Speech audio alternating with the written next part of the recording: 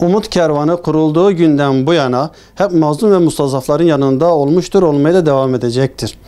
Adıyaman Umut Kervanı 6 Şubat depreminden bu yana hep sahada çalışmış ve çalışmakta devam ediyoruz.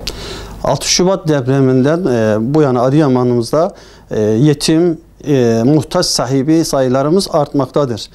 Bunlara da ulaşıp ihtiyaçlarını giderebilmemiz için haliyle hayır sahiplerinin bize bağışları lazım. Allah hayır sahiplerinden razı olsun.